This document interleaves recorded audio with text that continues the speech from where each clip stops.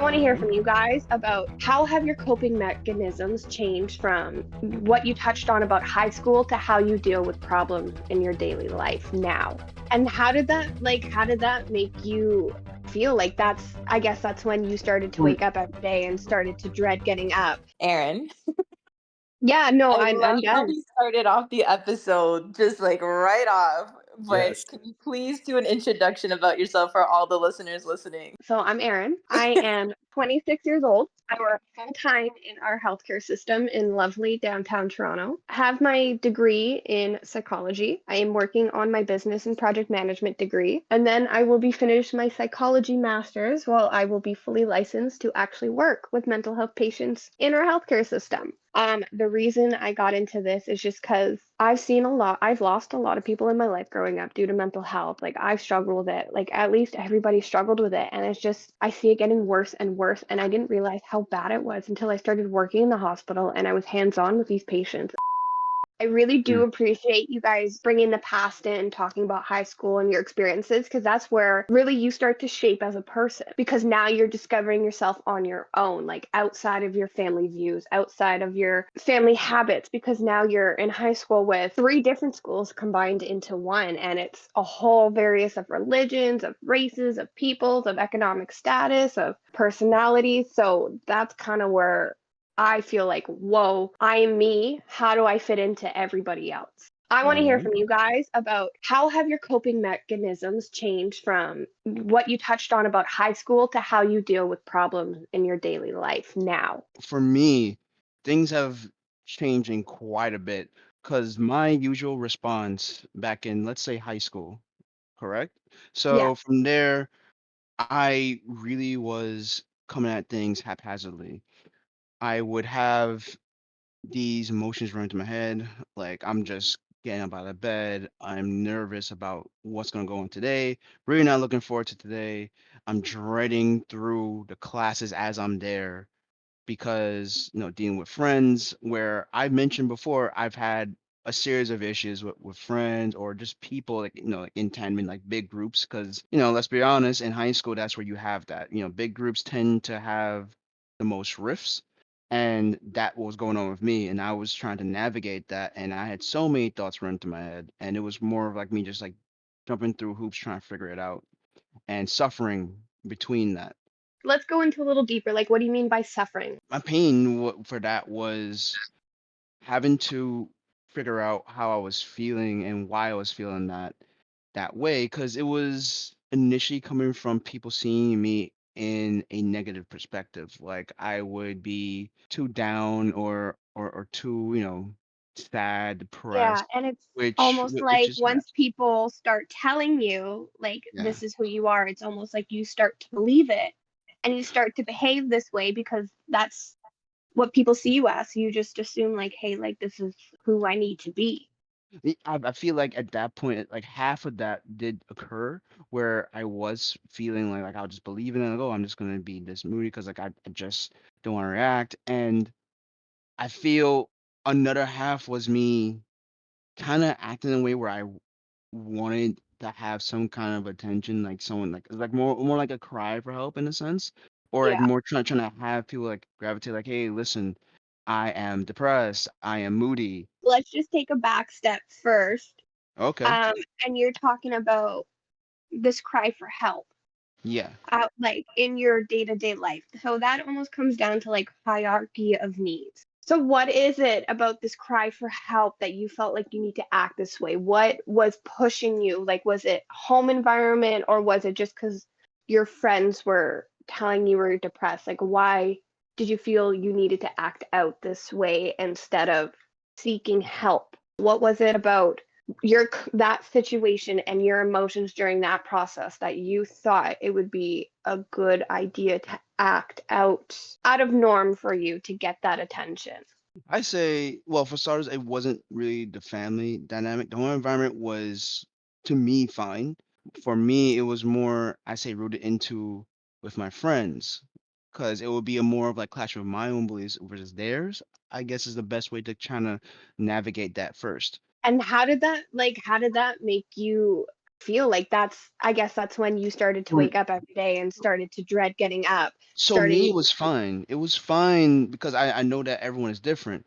I think where things became a problem is where I would experience like my friends being negative. As kids at that time, you may want to play around or like, doubt, yeah. right? Or like play a prank. Well, what you think is a prank just to see reactions. And thing is, it didn't mesh well with me on those pranks because to me, those are not pranks. Those are generally trying to fuck with someone's emotions. I do remember out of that when they saw how I was acting and how I was reacting to the whole situation as a whole, there was a shift. It was like, hey, what's wrong? Calm down. But then I would not react to them. It was more of like I would stone cold ignore them because there was an instant where I would talk to them about how I was feeling, but then I think halfway through I started to realize where something doesn't feel right. Like that is huge. It's not just knowing something's wrong, but it's doing something about it, you know? And like in high school, it's a little different because you're stuck in this environment. You just have to remember you get out of it. So, like, let's kind of step forward to now. Like, after hearing all of this, your cry for help through your actions, through your emotions, how has that changed to how you deal with things now? Do you still burst out in like Oh, absolutely fits? not. Yeah.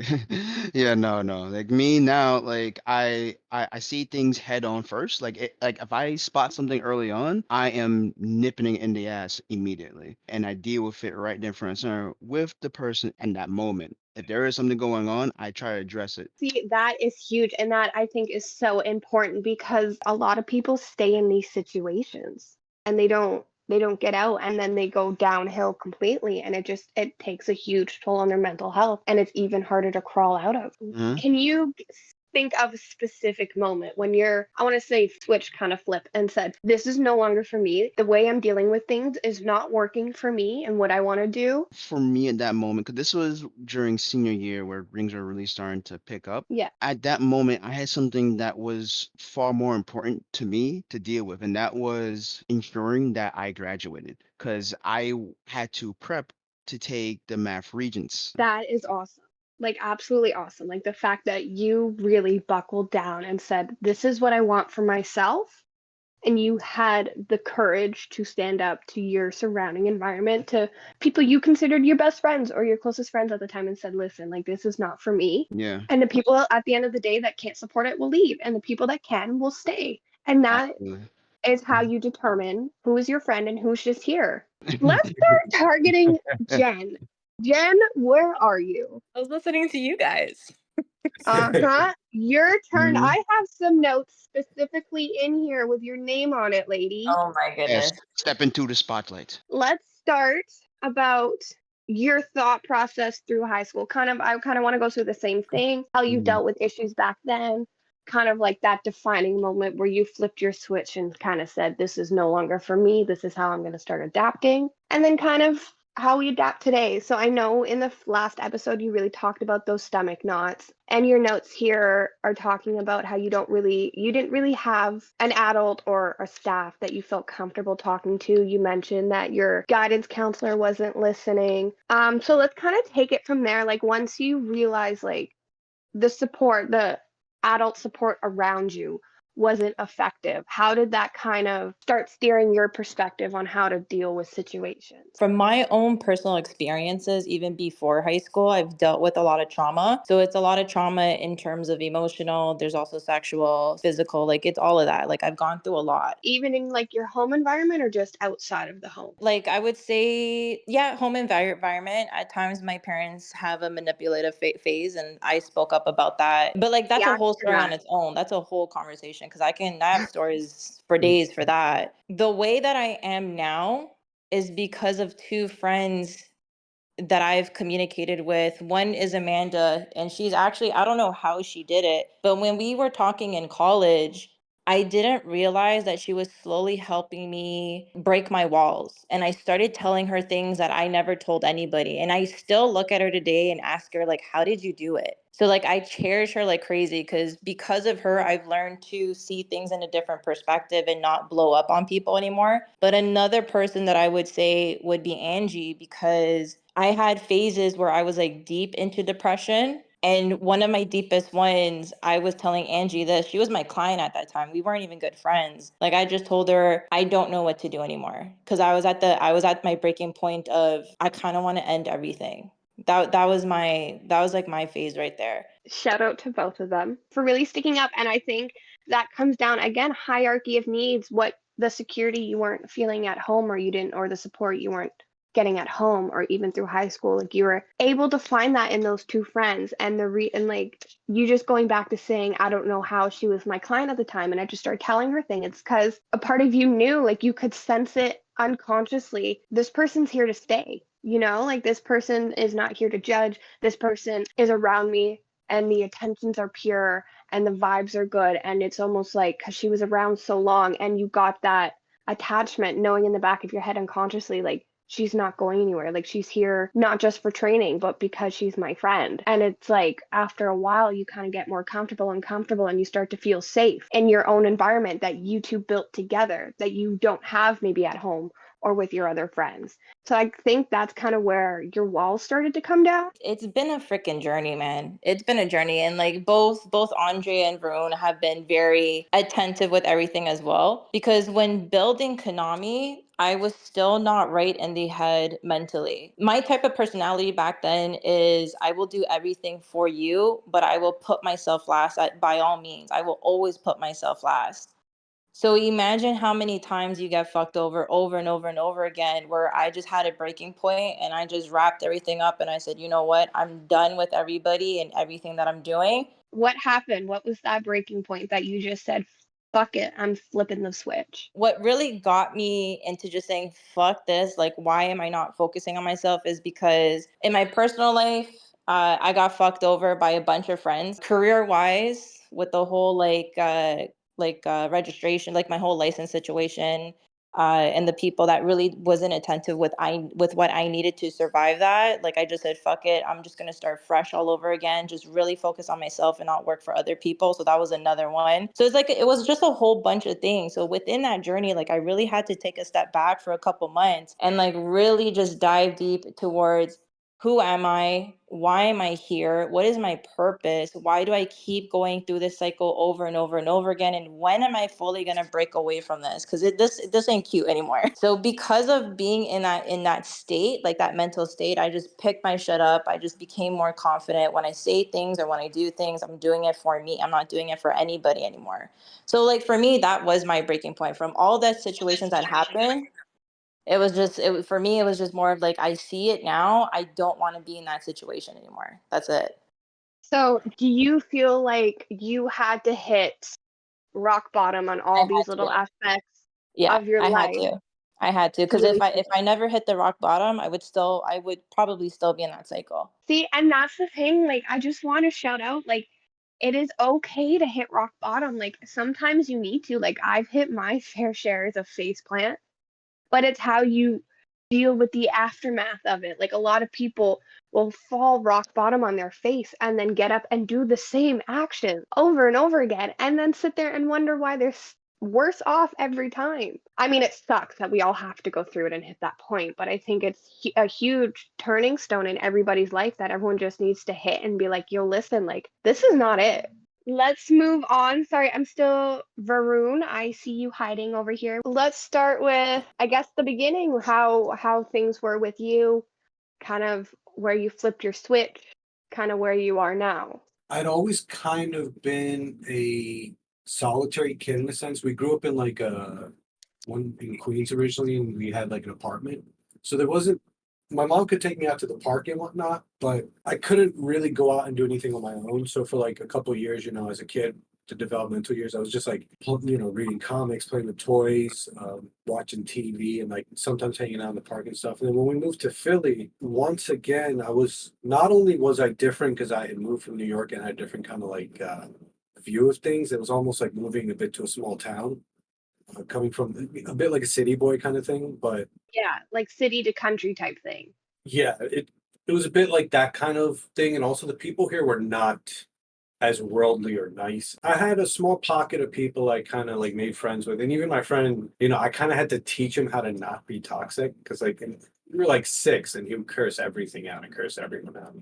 Even like as his friend, he would just be dissing me all day. So I eventually had to tell him like, yeah, no one's gonna like you if you keep doing that. Like, so I kind of grew up in that kind of environment where my friends are my friends, of course, and I love them. But at the end of the day, all of our social interactions are somewhat circumstantial. It's not like we're destined to meet that group of people that we make our friends with. It's just there's billions of people out there and those are the ones we met. You kind of have to make it work with different kinds of people with different perspectives, but it does kind of make you, feel a little lonely in a sense because you don't have anyone that's completely like you or understanding what you are like in that sense. But also the adults around me never really paid me enough mind. So if something did go wrong, nobody took it seriously. So I was just a very good kid who kind of was treated like a bad kid a lot of the time for some reason. Well, do you think it's more of the community or the environment you guys were in, and kind of just how the community you were in shaped the way your parents viewed things, and it kind of made them internal trauma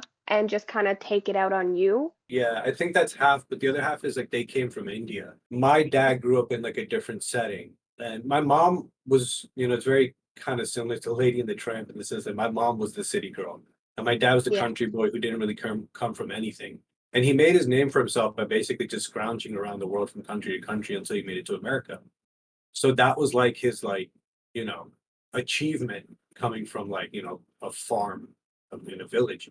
So he had a very rough upbringing and he thought I was like him. He thought I was like the boys he grew up around, which were very rough and rowdy bad guys oftentimes. And he told me about those guys. Like the word thug comes from a clan in India, the Thuggy clan. And he knew kids from that clan growing up. And he told me about the rituals they had. Like you couldn't get married as a man in that clan if you didn't get arrested for a decent crime. Wow, that's Wow. serious. That is Wow. wild. This is really like And nature versus nurture out here. Like nature versus yeah, nurture. Mm-hmm. Like this is a whole other environment. And I think like stuff like this is like really needs to be addressed more. I get it. Like things were so different even just 10 years ago, 20 years ago, like yeah. different countries, like the way people are raised and the way their environment and their communities are, like it is a huge switch to go from one country to another. And it's I can only imagine what your dad went through, what Yeah. you went through, but I think the fact that a lot of your dad's trauma in life was taken out on you. So he lost And his like, pops when he was 13, so he kind of was a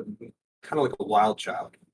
So he thought I kind yeah. of was going to be, but I'm super obedient. I was like the complete opposite. So do you feel like he had like a tighter, I would say, like grasp on you and like more a controlling parent style than, It's weird to say because he didn't snoop. He wasn't very nosy growing up. But the thing was, he also expected me not to give him a reason. So it was yeah. very solid.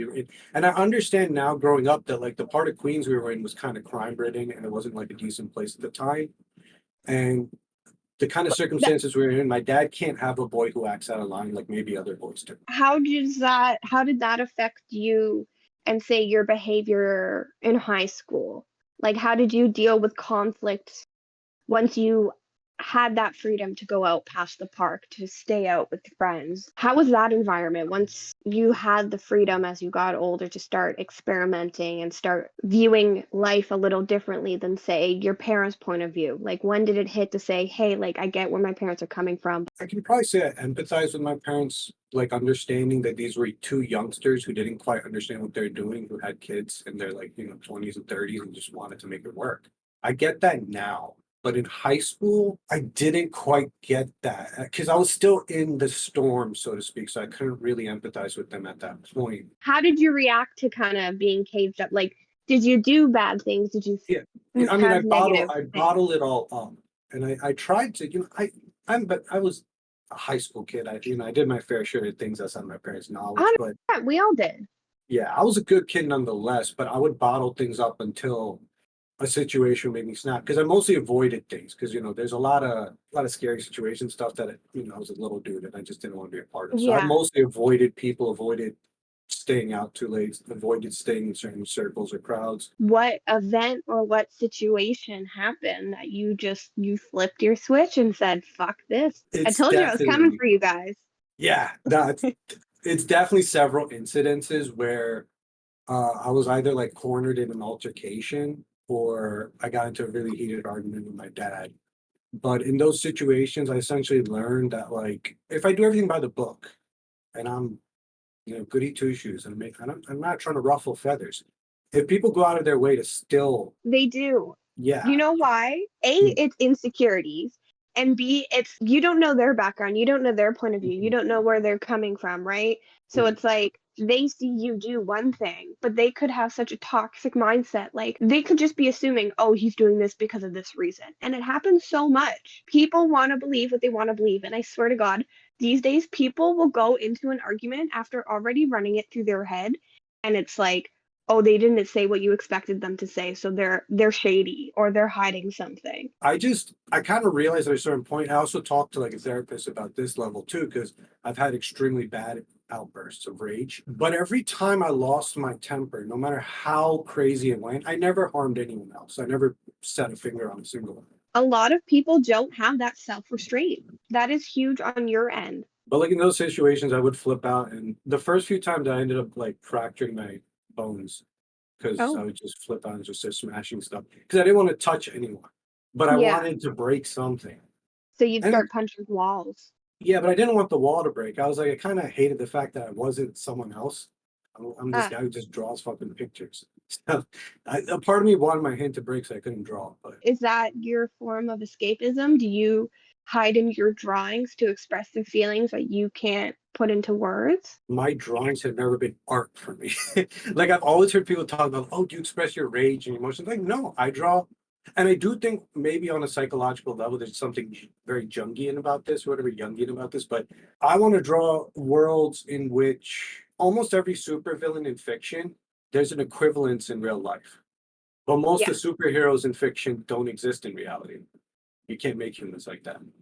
So I was So always you fascinated with the hero. That's my art. The majority of my art is just the hero trying to destroy the kinds of ignorances in a world through, I guess, the symbols of creatures and demons and monsters. But ultimately, like, somebody who can forcibly fix it all, whether evil likes it or not. I love that. Like that is like I want to say it's almost like you're in your state of flow, like where Yeah, your unconscious and your conscious blend into one.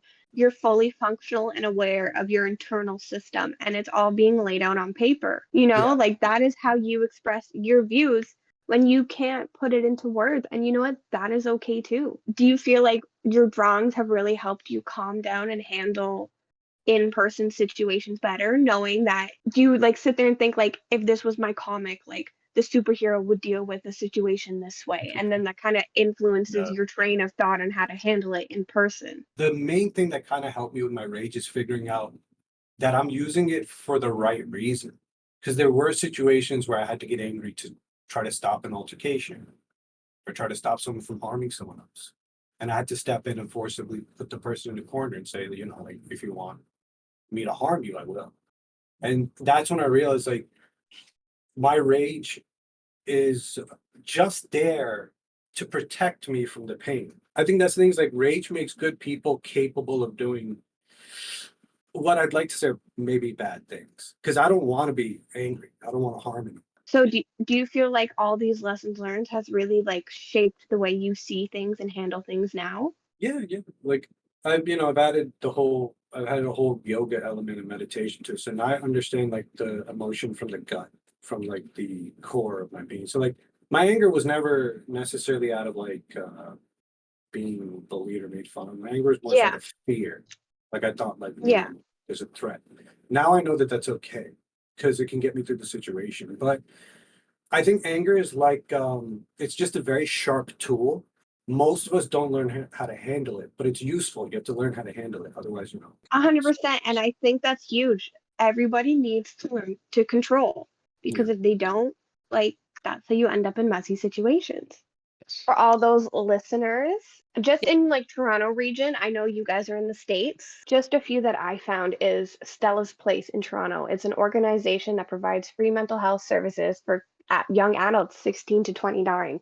And I think that's such a crucial age because that's high school. That's where we're going out and discovering things for the first time. And a lot of like we experience today, like not everybody has someone to talk to. Not everybody is that fortunate to have someone who can be unbiased or have a perspective that will guide you in the right way and tell you, like, hey, like it's okay to think differently. Another one is the Canadian Mental Health Association, CAMH, offers programs that include housing support, mental health and justice case management, peer support, multicultural women's wellness group. They also have initiatives like the Open Door Project. We also also have wheretostart.ca for residents of Mississauga, Brampton, and Caledon. This service provides access to various mental health programs and resources for children and youth. They offer intake service to help connect individuals with appropriate mental health support. So, how do we want to end this episode? Do we want to do like a reflection, a takeaway? What was Yeah. your biggest takeaway from this conversation? It doesn't necessarily have to be what you said, it could be about someone else said, but what was your biggest takeaway from this?